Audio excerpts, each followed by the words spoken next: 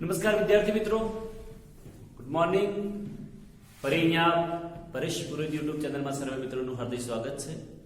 મિત્રો, આપણે લાસ્ટ લેક્ચરમાં સંકીર્ણ સંયોજનોમાં વર્ણનનો સિદ્ધાંતનો અભ્યાસ કર્યો કે જેમાં પ્રાથમિક સંયોજકતા કોને કહેવાય, દ્વિતીયક સંયોજકતા કોને કહેવાય, પ્રાથમિક સંયોજકતા કઈ રીતે શોધવામાં આવે છે, દ્વિતીયક સંયોજકતા કઈ રીતે શોધવામાં આવે છે, એના વિશેનો થોડો સ્ટડી કર્યો. હવે આ સંકીર્ણ સંયોજનો લગતા કેટલાક અગત્યના શબ્દો છે જે સમજવા જરૂરી છે, અને આ શબ્દો આવડે તો આપણને આગળ થોડી વધારે સમજણ પડે એવું છે. તો એમાં એક પહેલો શબ્દ છે આપણી પાસે સવર્ગ સ્પીસીસ. પહેલો છે મિત્રો સવર્ગ સ્પીસીસ કોને કહેવાય, પહેલો ક્વેશ્ચન આ છે. તો સવર્ગ સ્પીસીસ નો સિમ્પલ મતલબ એ થાય કે આપણા સંકીર્ણ સંયોજનમાં જે બોક્સ વાળો જે આખો ભાગ હોય, ધારો કે એક્ઝામ્પલ તરીકે હું તમને સમજાવું કે આપણી પાસે કોઈ એક એક્ઝામ્પલ છે અને એ એક્ઝામ્પલ તરીકે લખી દઈએ આપણે CO NH3 thrice Cl3. આ એક સંયોજન લખી દીધું છે જેને સંકીર્ણ સંયોજન કહેવાય. તો આખો બોક્સ વાળો જે ભાગ હોય આટલાથી માંડીને આટલો આખો, જેમાં લિગેન્ડ અને ધાતુ આવતા હોય, જેમાં લિગેન્ડ અને ધાતુ સંકળાયેલા હોય એવા ભાગને સવર્ગ સ્પીસીસ તરીકે ઓળખવામાં આવે છે. સામાન્ય રીતે એવું કહી શકાય કે સવર્ગ સ્પીસીસ એટલે સંકીર્ણ સંયોજનનો એવો ભાગ કે જેમાં મધ્યસ્થ ધાતુ સાથે, અને મધ્યસ્થ ધાતુ પણ કહી શકાય, મધ્યસ્થ ધાતુ સાથે લિગેન્ડનો પણ સમાવેશ કરે છે એવા ભાગને સવર્ગ સ્પીસીસ તરીકે ઓળખવામાં આવે છે. ફરી યાદ રાખજો મિત્રો, સવર્ગ સ્પીસીસ એટલે મધ્યસ્થ ધાતુ સાથે જે જોડાયેલા હોય સમૂહ, જેને લિગેન્ડ તરીકે ઓળખીએ છીએ, એ આખા ભાગને આપણે સવર્ગ સ્પીસીસ તરીકે ઓળખીએ છીએ. બીજા એક્ઝામ્પલ લખવા હોય તો બીજા એક્ઝામ્પલ લખી દઈએ. ધારો કે ચલો એક એક્ઝામ્પલ એવું લખી દઈએ PT NH3 twice Cl2. PT NH3 twice Cl2 આને પણ સવર્ગ સ્પીસીસ કહેવાય. બીજું એક એક્ઝામ્પલ લખી દઉં, એક્ઝામ્પલ તરીકે K4FeCl6. તો આ K4FeCl6 જે સંયોજન છે મિત્રો, એમાં આટલો જે ભાગ હોય ને એ આટલા ભાગને સવર્ગ સ્પીસીસ તરીકે ઓળખવામાં આવે.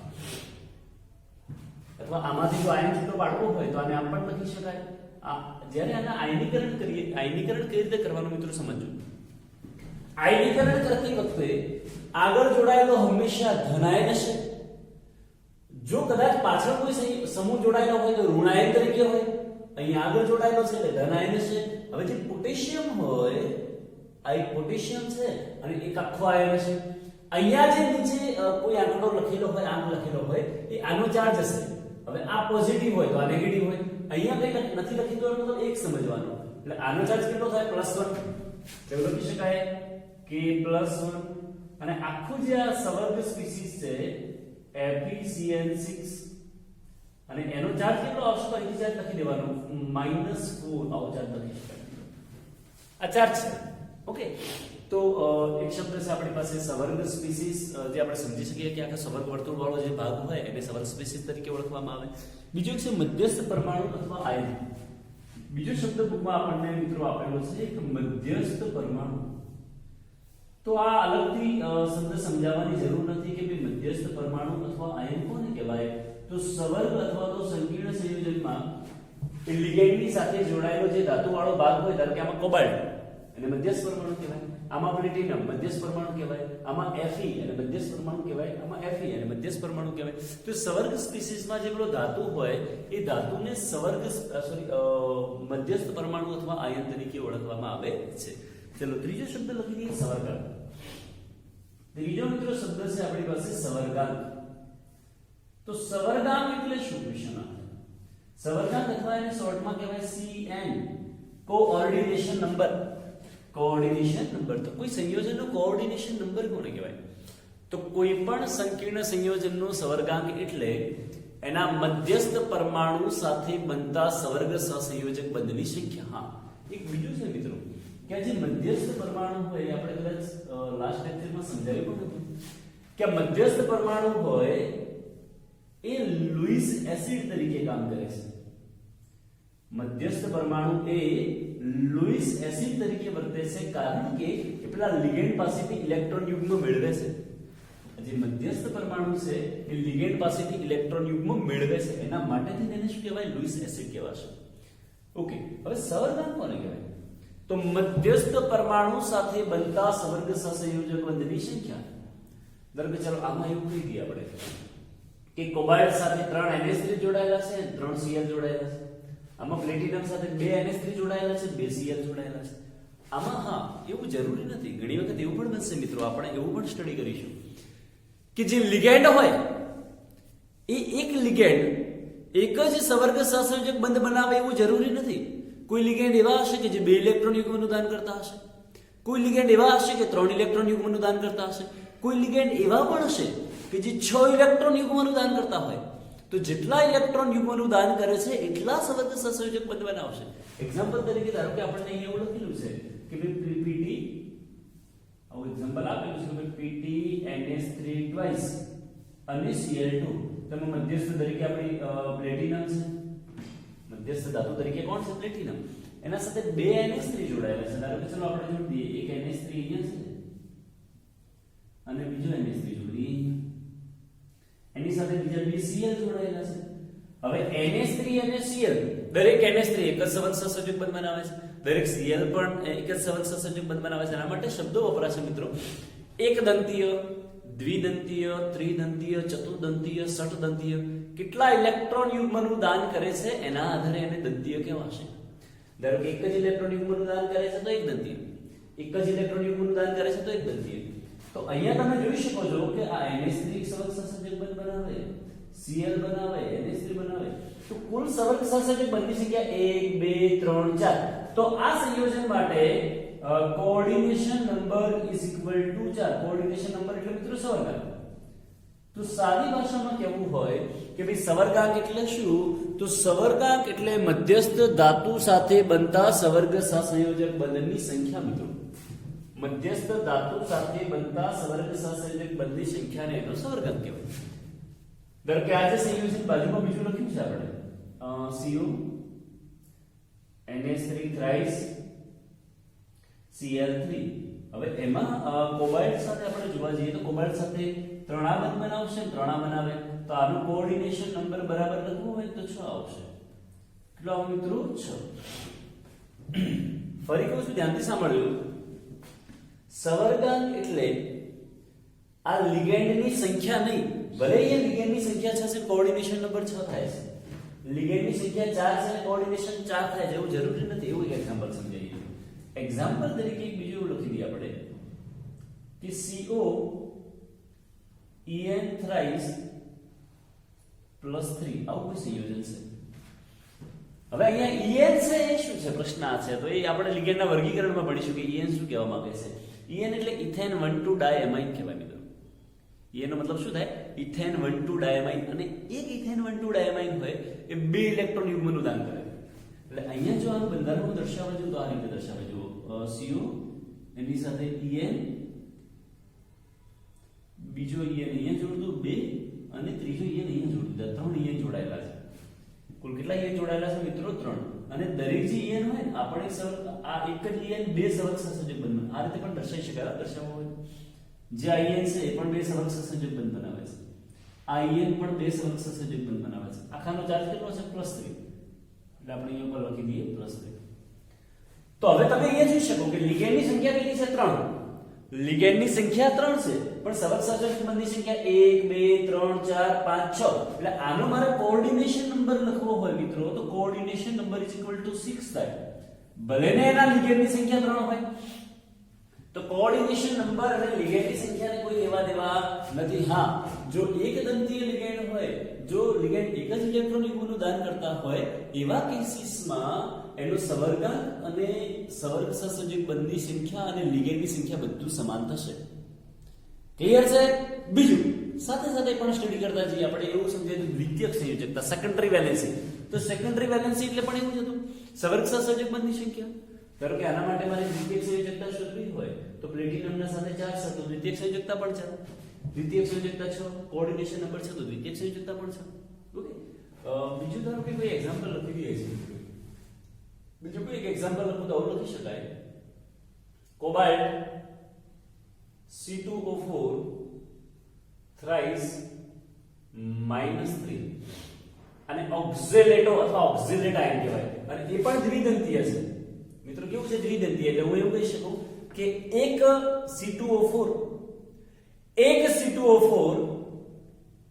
એ 2 ઇલેક્ટ્રોન યુગ્મનું દાન કરે છે. તો તો 3 C2O4 હોય તો 6 ઇલેક્ટ્રોનનું દાન થઈ જાય. તો આનો કોઓર્ડિનેશન નંબર લખવો હોય મિત્રો સ્ટ્રક્ચર દોર્યા વગર તો કોઓર્ડિનેશન નંબર = 6 થઈ શકે કે ના થઈ શકે? તો એનો મતલબ કે સવર્ગાંક એટલે શું? તો સવર્ગાંક એટલે સાદી ભાષામાં એવું કહેવાય કે જે મધ્યસ્થ ધાતુ આયન હોય એની સાથે જોડાયેલા જે સવર્ગ સહસંયોજક બંધની સંખ્યા હોય એને આપણે શું કહી શકીએ મિત્રો? સવર્ગાંક અથવા તો કોઓર્ડિનેશન નંબર તરીકે ઓળખવામાં આવે છે. ફરી યાદ રાખજો, કોઓર્ડિનેશન નંબર એટલે લિગેન્ડની સંખ્યા નહીં, તેના સાથે બનતા સવર્ગ સહસંયોજક બંધની સંખ્યા. લિગેન્ડ અલગ અલગ પ્રકારના આવશે, એકદંતીય લિગેન્ડ, દ્વિદંતીય લિગેન્ડ. જે લિગેન્ડનું વર્ગીકરણ સમજાવીએ આપણે એના પછી નેક્સ્ટ ટોપિકમાં, ત્યારે એમાં ડિટેલ આપણે સ્ટડી કરી લઈશું. ચાલો એના પછી નેક્સ્ટ શબ્દ છે આપણી પાસે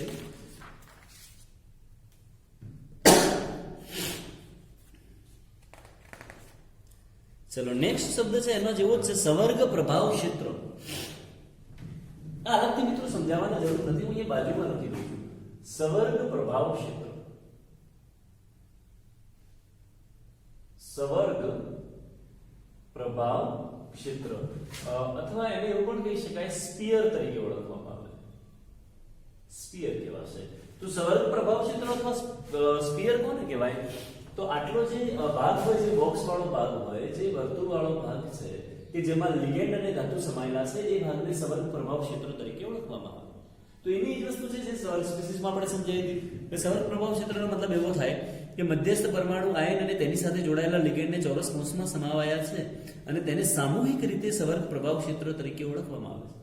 અને આજુબાજુ જે વાળો ભાગ હોય ને મિત્રો, ધારો કે ચલો આમાં તો આજુબાજુ કંઈ નથી, આમાં પણ કંઈ નથી, પણ આમાં તમે જુઓ તો આગળ K4 છે. તો આ જે પોટેશિયમ જોડાયેલા છે આગળ, એ જોડાયેલા પોટેશિયમને આપણે કેવું હોય તો પ્રતિ આયન તરીકે ઓળખી શકીએ, કાઉન્ટર આયન્સ. એની આગળ અથવા પાછળ જોડાયેલા જે પણ આયન હોય એને પ્રતિ આયન તરીકે ઓળખવા હોય તો મિત્રો ઓળખી શકીએ. તો નેક્સ્ટ જે શબ્દ છે સવર્ગ પ્રભાવ ક્ષેત્ર, સમજણ પડી જાય એવો છે. ચાલો એના પછી સવર્ગ બહુફલક. આ શબ્દ એક સમજી લઈએ થોડું. નેક્સ્ટ વર્ડ છે આપણી પાસે સવર્ગ બહુફલક. તો સવર્ગ બહુફલકનો મતલબ શું થાય મિત્રો?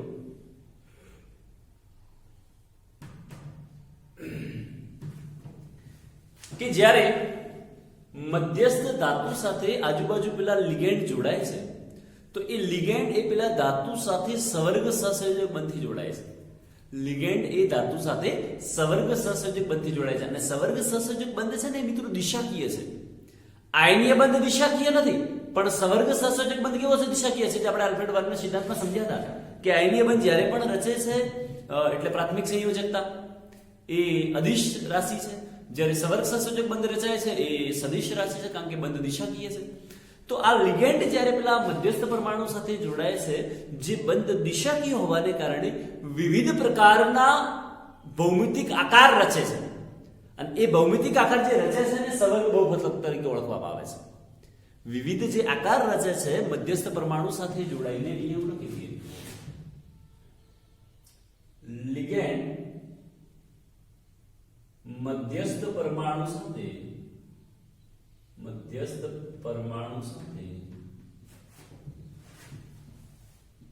સવર્ગ સહસંયોજક બંધથી જોડાય છે. સવર્ગ સહસંયોજક બંધથી જોડાય છે જે દિશાકીય છે, જેથી વિવિધ ભૌમિતિક આકાર રચાય છે. વિવિધ ભૌમિતિક આકાર રચાય છે. એના કેટલાક એક્ઝામ્પલ આપણે જોઈ લઈએ કે ધારો કે ચલો એક્ઝામ્પલ તરીકે આપણે એવું કહી દઈએ કે આપણી પાસે વચ્ચે મેટલ છે. આ એમ એટલે આપણે શું થશે? મેટલ, ધાતુ. હવે એની સાથે એક લિગેન્ડ અહીંયા જોડાયેલો છે જે આપણી બાજુ, ઓકે, આપણે એવું કહી દઈએ કે મારે 6 લિગેન્ડ જોડવા છે. તો જોજો, એક લિગેન્ડ હશે ઉપરના ભાગમાં, બીજો લિગેન્ડ હશે નીચેના ભાગમાં,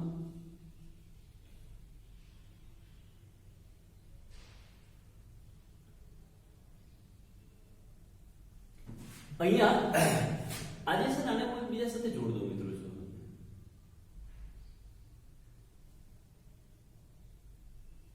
આમ જોડ દઈએ. જો હવે જોડતા કંઈક એવું લાગે આપણને કે આ જે મધ્યસ્થમાં છે ને ચાર લિગેન્ડ એકબીજા સાથે એક જ સમતલમાં એટલે કઈ રીતે કે ધારો કે અહીંયા મેટલ હોય તો એ જે મેટલ છે એની આજુબાજુ મતલબ આમ એક જ સમતલ, આમ આડું સમતલ, એમાં એક લિગેન્ડ આ બાજુ હશે, એક આ બાજુ છે 2, એક આ બાજુ આવશે 3 અને એક આ બાજુ આવશે 4. તો આ જે તમારી બાજુ છે જે તમે જોઈ રહ્યા છો એ બાજુ જે લિગેન્ડ બહારના ભાગમાં છે ને ડાર્ક લાઈન વડે દર્શાવેલા છે અને મારી બાજુ જે આપેલા છે એને ડોટેડ લાઈન વડે, એટલે આપણે જોતા સામેની ભાગમાં જે દેખાશે એ બંને ડાર્ક લાઈન છે, પાછળના ભાગમાં જે દેખાશે ડોટેડ લાઈન છે. એક સમતલની ઉપર લિગેન્ડ આવશે, બીજો નીચે આવશે. તો અહીંયા તમે જોઈ શકો છો કે આનો આકાર છે ને અષ્ટફલકીય બને છે. કયો આકાર બને મિત્રો? અષ્ટફલકીય. તો એક અષ્ટફલકીય આકાર પણ બની શકે છે. ફરી કીધું મિત્રો, આ જે બધા બંધ બનેલા છે સવર્ગ સહસંયોજક બનશે. હા, આનો સવર્ગાંક વિચારવો તો વિચારી શકીએ મિત્રો. તેનો સવર્ગાંક 1 2 3 4 5 6. તો જ્યારે પણ એનો કોઓર્ડિનેશન નંબર 6 હશે તો એવું કહી શકાય કે અષ્ટફલકીય આકાર બનશે. ધારો કે કોઓર્ડિનેશન નંબર 4 હોય આપણી પાસે, કોઓર્ડિનેશન નંબર 4 હોય એટલે એવું ખબર પડી શકે આપણને કે 4 સવર્ગ સહસંયોજક બનશે. તો મેટલની સાથે 1 2 3 અને 4 આવા 4 બનાવી દઈએ બંધ. શું મિત્રો આપણે કેટલા બંધ બનાવી દીધા? આપણે 4 બંધ બનાવેલા છે. એ 4 બંધમાં આ રીતે લખી શકીએ આપણે કે 1 2 3 અને 4. ઓકે, અને એને તમે જોડો છો ને કદાચ તો સમતલીય સમચોરસ આકાર બને મિત્રો. કયો આકાર કહી શકાય? સમતલીય સમચોરસ આકાર બને છે. ઓકે, ચાલો એના સિવાય ધારો કે કોઓર્ડિનેશન નંબર આ તો 4 હોય તો આવું પણ બની શકે, પણ એક આવું પણ બને ને મેટલ હોય એની સાથે એક લિગેન્ડ ઉપર જોડાયેલો છે, બીજો લિગેન્ડ, ત્રીજો લિગેન્ડ અને ચોથો લિગેન્ડ આપણે ડોટેડ લાઈન લીધો છે. અને આને તમે જોડો છો મિત્રો તો સમચતુષ્ફલકીય આકાર બને છે. કયો આકાર બને છે મિત્રો? સમચતુષ્ફલકીય આકાર. એટલે એમાં કઈ રીતે ગોઠવાયેલા હોય મિત્રો કે સમચતુષ્ફલકીયમાં ધારો કે આપણી પાસે મેટલ હોય, એ મેટલ સાથે એક લિગેન્ડ ઉપર હશે અને બાકીના જે 3 લિગેન્ડ હોય એક આ બાજુ નીચે હશે, એક બીજો તમારી બાજુ નીચે હશે, એક આમ પાછળના ભાગમાં નીચે હોય, એમ 3 હોય એકબીજા સાથે. એટલે આ ડોટેડ છે પાછળના ભાગમાં છે અને આ 2 બહારના ભાગમાં છે. તો સમચતુષ્ફલકીય બની શકે. એ રીતે 5 જોડાયેલા હોય મિત્રો તો ત્રિકોણીય દ્વિપિરામિડલ બને, સમચોરસ પિરામિડલ બને. તો આવા અલગ અલગ જે આકાર બને છે જેને સવર્ગ બહુફલક તરીકે ઓળખવામાં આવે. ઓકે મિત્રો, ફટાફટ નોટબુકમાં નોટ ડાઉન કરી લો, બાકીના ટોપિક પછી ડિસ્કસ કરીએ.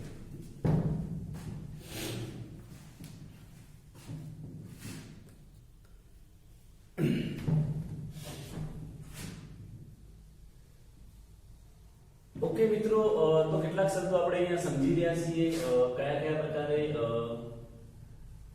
અલગ અલગ રીતે એમને ઓળખવામાં આવે છે. આ શબ્દો જો સમજ્યા હોઈશું મિત્રો તો આપણને થોડું વધારે ઈઝી થઈ જશે સંકીર્ણ સંયોજનો સમજવું. ચલો, ત્યારબાદ એક શબ્દ આપણી એનસીઈઆરટી બુકમાં ઓક્સિડેશન આંક આપેલો છે, પણ એ ઓક્સિડેશન આંક શોધતા અત્યારે આપણે નથી શીખતા. પહેલા લિગેન્ડ ભણી લઈશું, એના પછી ઓક્સિડેશન આંક શીખીશું. પણ એમાં પહેલા એક બીજો શબ્દ હું તમને એવો સમજાવી દઉં કે ભાઈ હોમોલેપ્ટિક કોને કહેવાય અને હિટ્રોલેપ્ટિક કોને કહેવાય. નેક્સ્ટ શબ્દ એવો છે કે હોમોલેપ્ટિક એટલે શું એન્ડ હિટ્રોલેપ્ટિક કોને કહેવાય. એકદમ ઈઝી શબ્દો છે, હોમોલેપ્ટિક અને હિટ્રોલેપ્ટિક. તો હોમોલેપ્ટિક કોને કહેવાય અને હિટ્રોલેપ્ટિક કોને કહેવાય? તો તમે અહીંયા જે ઉદાહરણ આપેલા છે તમે જોઈ શકો છો કે ધારો કે આ જે લાસ્ટ વાળું એક્ઝામ્પલ લખેલું છે K4FeCl6, લાસ્ટ વાળું જે એક્ઝામ્પલ લખેલું છે એમાં K4FeCl6, હું કદાચ એવો ક્વેશ્ચન પૂછું કે એમાં લિગેન્ડની સંખ્યા કેટલી તો 6, લિગેન્ડની સંખ્યા કેટલી તો 6, આમાં લિગેન્ડની સંખ્યા કેટલી 6, આમાં લિગેન્ડની સંખ્યા કેટલી 4. હવે આ સંયોજનમાં જોડાયેલા બધા જ લિગેન્ડ એક જ પ્રકારના છે કે જુદા જુદા પ્રકારના? જો બધા જ લિગેન્ડ એક જ પ્રકારના હોય તો એને હોમોલેપ્ટિક કહેવાય. તો આ જે સંયોજન છે એને મારે કહેવું હોય તો હોમોલેપ્ટિક તરીકે ઓળખવામાં આવે છે. શું કહેવાય છે મિત્રો? હોમોલેપ્ટિક, કે જેમાં જોડાયેલા બધા જ લિગેન્ડ એક જ પ્રકારના હોય તો એને કહેવાય હોમોલેપ્ટિક. પણ આમાં તમે જોઈ શકો છો 3 NH3 છે અને 3 Cl છે. આમાં તમે જોઈ શકો છો બે NH3 છે અને બે Cl છે, તો આ બંને જે એક્ઝામ્પલ છે એને મારે કેવા હોય તો હિટરોલેપ્ટિક તરીકે ઓળખવામાં આવે છે.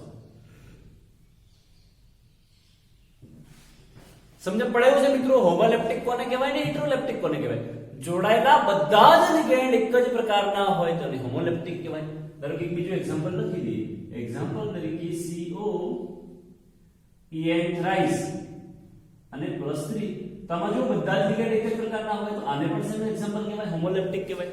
તો જ્યારે જોડાયેલા બધા જ લિગેન્ડ એક જ પ્રકારના હોય તો હોમોલેપ્ટિક કહેવાય, જુદા જુદા પ્રકારના હોય તો હિટરોલેપ્ટિક કહેવાય. ચલો એના સિવાય પણ એક શબ્દ સમજી લઈએ આપણે.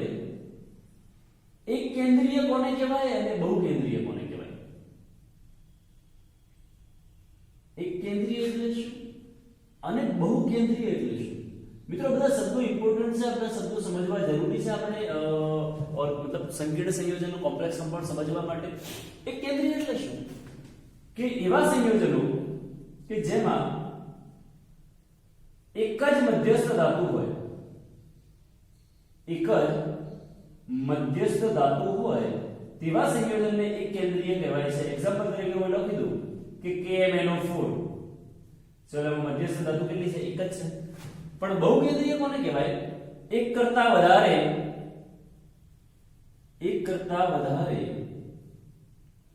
મધ્યસ્થ ધાતુ હોય, એક કરતા વધારે મધ્યસ્થ ધાતુ હોય એમને બહુ કેન્દ્રીય તરીકે ઓળખવામાં આવે છે. એક્ઝામ્પલ તરીકે આવું લખી દઉં K2, અહીંયા લખી દઈએ આપણે Cr2O7. તમે મધ્યસ્થ ધાતુ એક નથી, જુઓ તો મિત્રો બે છે. તો જે સંયોજનોમાં મધ્યસ્થ ધાતુની સંખ્યા એક કરતા વધારે આવતી હોય બહુ કેન્દ્રીય કહેવાય. પોલિસેન્ટર્ડ અને યુનિસેન્ટર્ડ અથવા મોનોસેન્ટર્ડ કહેવાય. જેમાં એક જ મધ્યસ્થ ધાતુ, આ બધા જોવામાં એક જ મધ્યસ્થ ધાતુ, મોટા ભાગના સંકીર્ણ સંયોજનો એક કેન્દ્રીય હોય. પણ કેટલાક સંયોજનો એવા પણ હોઈ શકે છે બહુ કેન્દ્રીય પણ હોઈ શકે છે. તો મિત્રો આ જુદા જુદા શબ્દો સમજ્યા આપણે. બે શબ્દો બાકી રાખ્યા છે, એક લિગેન્ડ બાકી રાખ્યું છે અને એક ઓક્સિડેશન આંક બાકી રાખ્યું છે, જે પછી સમજાઈશું. પણ એના પહેલા આપણી બુકમાં એક કોયડા નંબર 9.1 આપેલો છે મિત્રો. એનસીઈઆરટી બુકમાં તમે જોઈ શકો છો એક કોયડો આપેલો છે, કોયડો નંબર 9.1, એક્ઝામ્પલ 9.1. એમાં તમને કંઈક એવું કીધું છે કે જલીય દ્રાવણોના કરેલા નીચેલા અવલોકનોના આધારે ધાતુની દ્વિતીયક સંયોજકતા શોધો. હવે આપણને એવું કીધું છે કે દ્વિતીયક સંયોજકતા શું છે? હવે દ્વિતીયક સંયોજકતા જો આપણે લખવાની હોય તો સવર્ગ સહસંયોજક બંધની સંખ્યા શોધવી પડે. જો સવર્ગ સહસંયોજક બંધની સંખ્યા મળી જાય તો દ્વિતીયક સંયોજકતા મળી જાય, અને એ દ્વિતીયક સંયોજકતા એટલે આપણો સવર્ગાંક થશે. તો એમાં આપણને શું આપેલું છે? કેટલાક સંયોજનના સૂત્રો આપેલા છે, અને એમાં જ્યારે AgNO3 નાખવામાં આવે છે તો 1 મોલ સંયોજનો સાથે અવક્ષેપન પામતા AgCl ના મોલ, ધારો કે ચલો એવું કહીએ આપણે અહીંયા સૂત્ર લખી દઈએ અને અહીંયા લખી દઈએ AgNO3 નાખતા અવક્ષેપન પામતા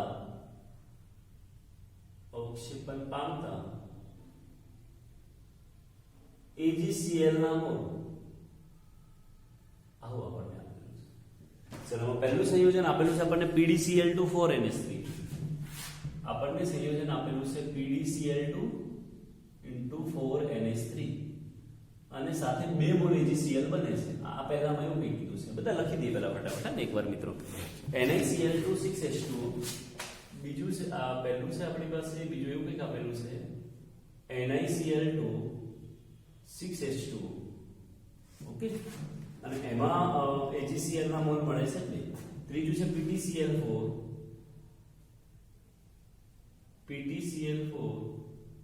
2HCl અને એમાં અવક્ષેપન પામે છે 0 AgCl.